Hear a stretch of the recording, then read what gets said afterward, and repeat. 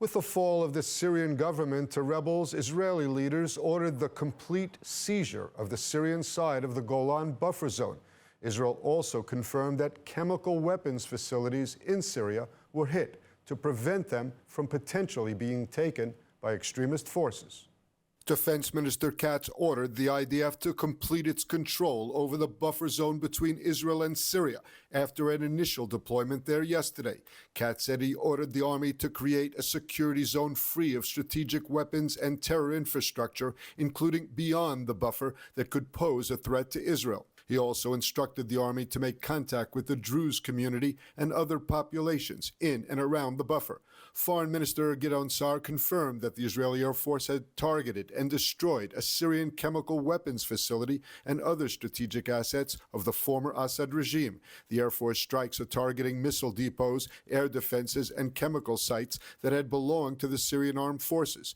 Israel is destroying the sites out of concern that the arms could fall into the hands of hostile groups. Dozens of jets have taken part in the action intended to destroy what are called strategic weapons. Syria's rebel leader, Abu Mohammed Al-Julani, has arrived in Damascus following the ouster of Bashar al-Assad yesterday. The Hayat Tahrir al-Sham rebel leader and his contingent force are now in control in the process of creating an interim government in the Syrian capital. In initial comments, Al-Julani has indicated that Syria will be democratic, inclusive for all ethnic groups, and seeks peaceful relations with its neighbors. In recent years, Al-Julani shed his image as a hardline Islamist terrorist and speaks of state-building institutions and centralizing power to reflect Syrian diversity.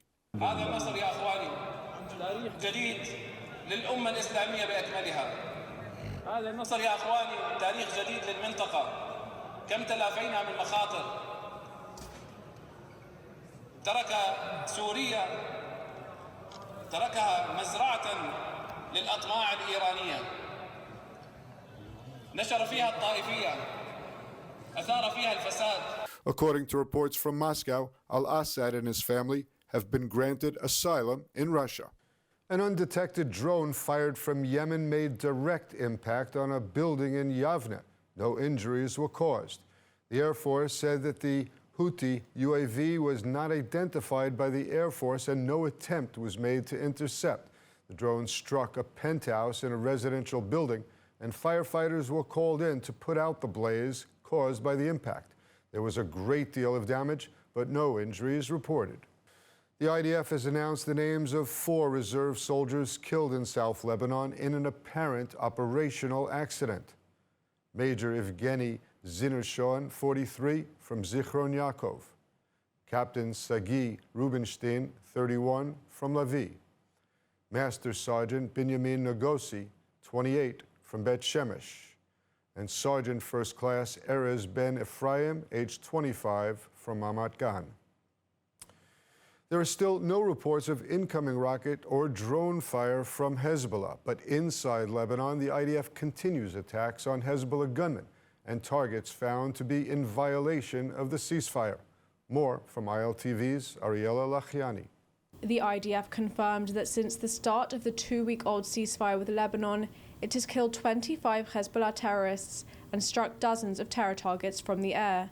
There have only been a few armed clashes, and Hezbollah has only fired 2 mortars in one incident into Israel since the start of the pause in fighting. IDF troops have killed Hezbollah operatives found to be in violation of terms of the ceasefire, including attempts to enter restricted areas controlled by the IDF in southern Lebanon. Under the terms of the November 26th ceasefire, the IDF must withdraw from southern Lebanon by the end of January. Israeli leaders say the ceasefire is not the end of the war with Hezbollah, and much depends on Hezbollah compliance to Israeli conditions.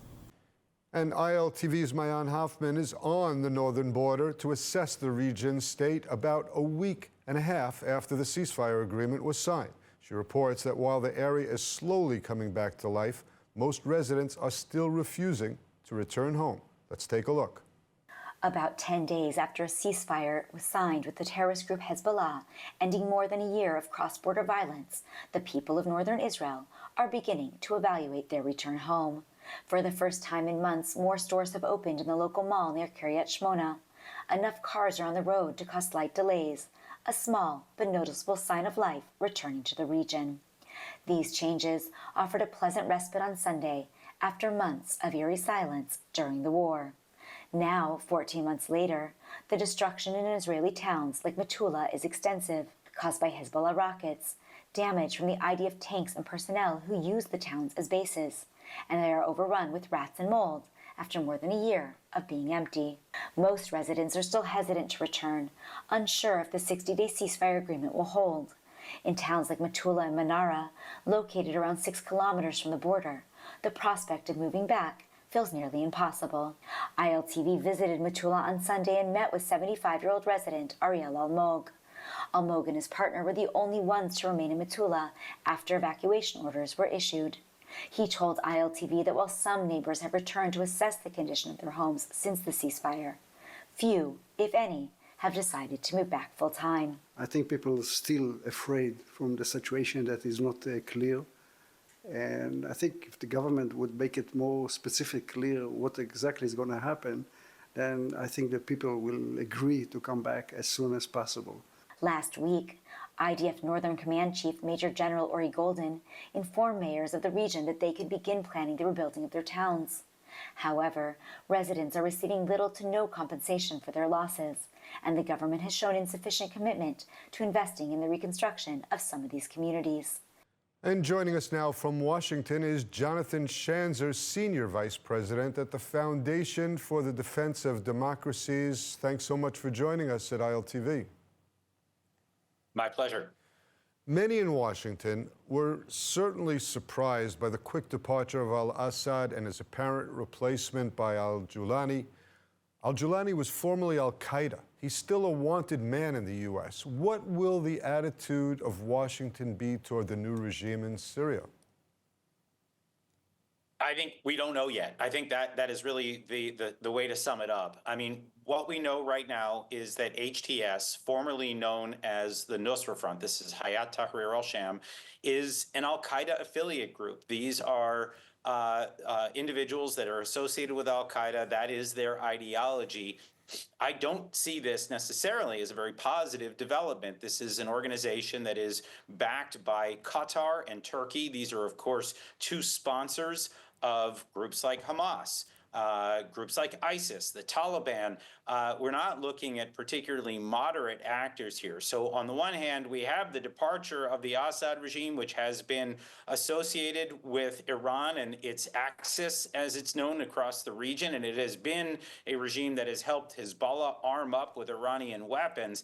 That's gone. That's a positive. But now what we have in its place is a Sunni jihadi vacuum of sorts. I think the key right now for the United States is to signal to HTS's backers in Qatar and Turkey that we're watching carefully and that there will be repercussions if the jihadis turn their sights on either Israel or the Kurds, two of America's most valuable allies in Syria. But right now it looks like the Biden administration is something of a bystander. And of course, the Trump administration has to wait about another month or more before taking office. Well, Jonathan, let me ask you this. Do you think Israel is making the right move by moving into the Israeli side of the Golan buffer zone? We sent in troops and destroying what we call strategic weapons of the Assad regime. There were a few dozen airstrikes overnight inside Syria, hitting their arms. Look, I think caution is the right thing right now. Chemical weapons should be removed from Syria. Advanced weapons, also should be removed. I'm talking about surface-to-air missiles, possibly aircraft, helicopters. I mean, the platforms that you don't want to see falling into the hands of Sunni jihadis, it makes perfect sense for the Israelis to be striking them. Of course, you have some of those advanced weapon assembly plants that Iran had created inside Syria, IRGC facilities. Some of those have apparently been destroyed as well. We're talking there about precision-guided munitions that are apparently being destroyed by the IDF. Taking territory could be a bit more dangerous, and the reason why is that it could be used as a casus belli by the Sunni jihadis to say, look, the Israelis are now occupying territory that should have been Syrian, at least by their calculus. and they may use that as a reason to wage war against Israel. Nevertheless, if there are Sunni jihadis on the other side of that buffer zone, it makes perfect sense for the Israelis to deploy there and to make sure that there are sufficient defenses to ensure that the country of Israel is not invaded by the Sunni jihadi forces. All right, Jonathan Schanzer, Senior Vice President at the Foundation for the Defense of Democracies. Thanks so much for being with us today at ILTV. My pleasure. The new rebel leader of Syria, Mohammed Al-Julani, is entrenched in the Syrian capital and is the interim leader of the country, replacing the al-Assad family dynasty of 54 years. Israel is closely watching to see if he is an enemy or a potential peace partner. More on the new Syrian leader. When he was commander of the al-Qaeda faction in the Syrian civil war, Golani was a shadowy figure who kept out of the public eye, even when the group emerged as the most powerful faction fighting the al-Assad government. His messaging since reaching Damascus has been aimed at assuring minorities that they respect all minority rights and are Syrian patriots and not jihadists. A leading Syrian expert explains Golani, saying he retooled, refashioned, and made new allies. It wants to establish an Islamic order, but under the leadership of Abu Muhammad al-Julani since 2017, it has tried in the northwest region of Idlib, over which it ruled mostly 3.5 to 4 million people. It has tried to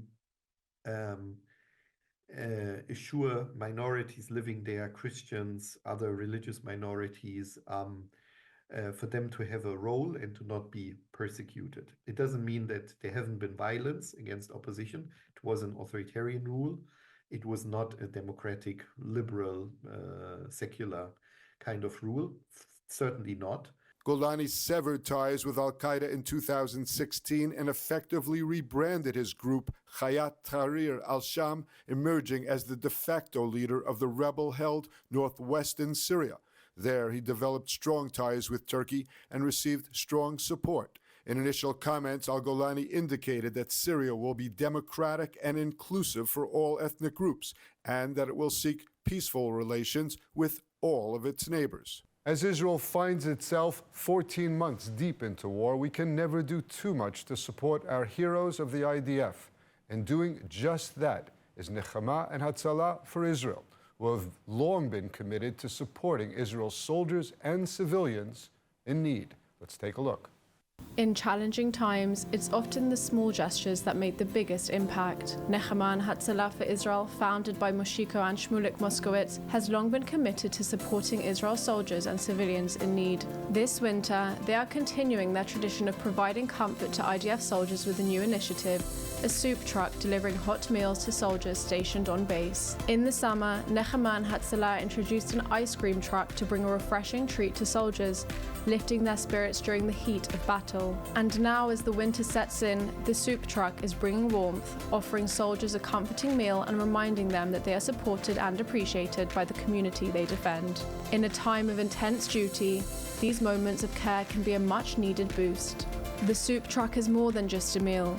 It's a gesture of solidarity, ensuring soldiers feel connected to their homes and families even while serving on the front lines. The Moskowitz brothers, with decades of experience in emergency services, have made it their mission to ensure that support reaches those who need it most, no matter the season. Moshiko, who serves on the front lines in Gaza, and Shmulik lead their efforts with dedication, working to provide essential support during difficult times. Their organization is about more than just delivering aid. It's about creating a network of support between the IDF and civilians, advocating for those affected by conflict, and fostering a culture of cooperation. As winter progresses, the soup truck will continue to visit IDF bases, offering warmth and support during a critical time. With the support of generous donors, Nechama and Hatzalah for Israel can continue to provide this essential service and more. Every donation helps ensure that Nechama and Hatzalah's mission of support, advocacy, and solidarity with the IDF and Israeli communities remains strong. Together, we can continue to make a meaningful impact, providing for those who are always there to protect us. And joining me now is the founder of Nechama and Hatzalah, Shmuel Moskowitz. Shmuel, it's truly inspirational work.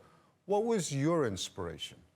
So, first of all, our organization, we established it a few years ago on my mother's name. Nechama. She was a social worker in Bnei Brak here in Israel. She came from, when she was the age of 18, she came from New York by herself, learned social work and dedicate her life to help others in Bnei Brak. And that was our inspiration to build something to continue her work after she gone a few years ago. Now, your initiative includes a soup truck, obviously in the winter, and an ice cream truck in the summer. Makes a lot of sense. A lot of soldiers have the access to take advantage of it.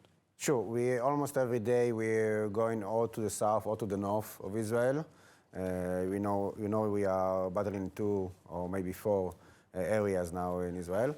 And the soup and the ice cream is like the symbol of our support to our families and friends that fighting in the front line, family, my brothers in the front line. And it's a symbol that we don't forget them, especially in this day that we had the awful news about in the north. And it's a hard day. And we still want to let them know that we don't forget them. We know that they're still fighting. We know that we all fighting together. Give them something warm from home. Even if it's ice cream, it's warm from home, or soup. Now, your brother, Moshiko, is currently serving in active duty. Is that kind of part of the inspiration, knowing that you have a sibling that's there fighting as well? Of course, I'm also in the reserves duty as well. And because we are so close to our comrades in battles, we know what they need. We know what the small things that make a big difference. And that's what we're doing. It's a big difference. It's a big operation. Every day we have platoons or companies going out, or sometimes we bring the food inside Gaza. Inside Gaza, they only have like a battle pack, food packs, only cold food packs from cans. That's what they have inside Gaza or in the north. And when we give them something warm, like a soup, inside, it's warm their heart, give them more inspiration, why they need to fight, what they're fighting for, and that's why we think that we're doing a big difference for them. Well, here's the most important thing. How can our viewers support? What do our viewers need to do in order to impact this program as directly as possible? So for now, what we need, we have enough of volunteers, and we already have a family, a Safar family, that donate the vehicle and the equipment for the soup, and I want to thank a Safar family for their donation. And each one that want to support us as well, please provide us and donate it to us, even small, even big, as much as you can. We have the QR code up on the screen right now. I think so. We share the QR code. So you just have to use that QR code to make a donation? Yes. And it goes directly to help put more soup in those soup trucks and more ice cream in those ice cream trucks. Exactly. There's no middleman. It's directly to the soup, directly to the soldiers, nobody on the way, and we are together with that. And please help us with any way that you can. Shmuel, just want to wish you well and tell our viewers, make a contribution, help our soldiers. It's the little things that you can do. The little things that you can do, and please support us. Thank you so much. Thank you.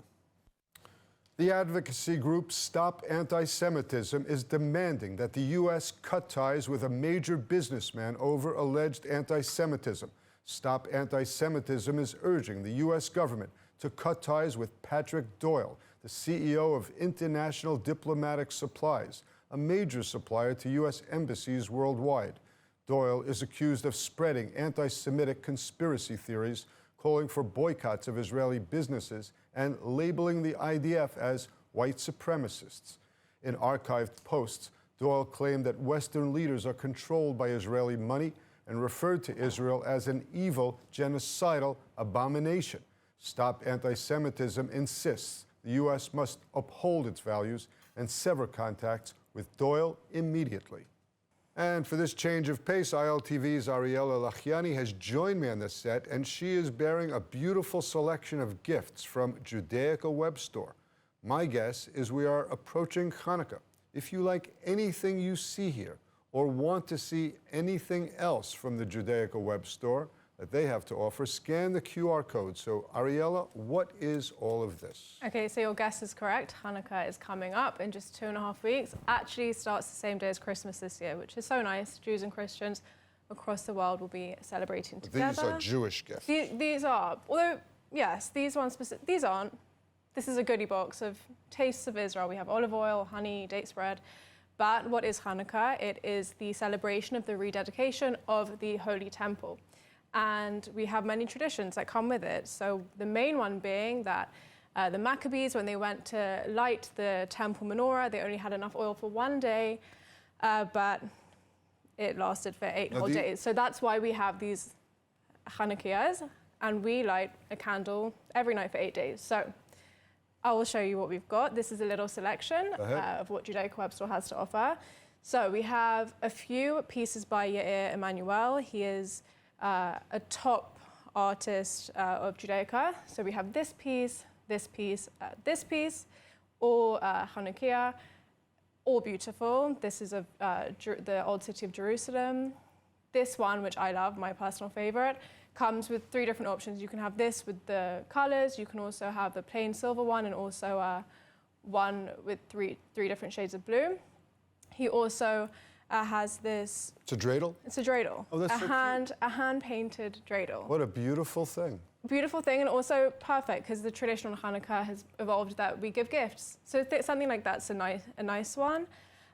More of dreidels, we have this, comes with that. I haven't done it because I'm hopeless at stuff like this, but you put it together with no glue. It's a dreidel. Oh, it's another and dreidel. You put it together yourself, and then you can paint it, play with it.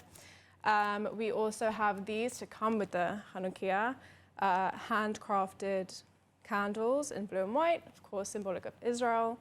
And this one as well by Dorit Judaica, which comes with, where is it? Here it is, a challah cover. So And really nice To as get well. into the store, they just have to scan the QR code. Scan the QR code, and that's it. Now, this is just the tip of the iceberg of what they have to offer. They also have moving away from the Hanukkah, which is if you want to buy a gift for someone or you need a new one yourself, this is a place to go. And then also here we have 2 necklaces. This, my personal favorite, a name necklace in Hebrew in 24 karat gold plated. I want one of those. So if someone's watching who loves me, scan the QR code and get me that. And then this as well. This is for men, the interlocking Star of David in silver. So everything you see here and much more is on the site. Everything you see here and much more. Judaica Web Store is the leading store of Judaica. All Israeli businesses, so you're supporting Israel, you're supporting Israeli businesses, especially at this time. So scan the QR code and go for it. Thanks, Ariella. Thank you. Well, let's take a look at the weather forecast. Mostly clear skies are expected tonight around the country, and temperatures should reach lows of around 11 degrees Celsius or 53 degrees Fahrenheit. Then tomorrow, mostly sunny skies are expected, alongside warm temperatures set to reach highs of 23 degrees Celsius or 73 degrees Fahrenheit.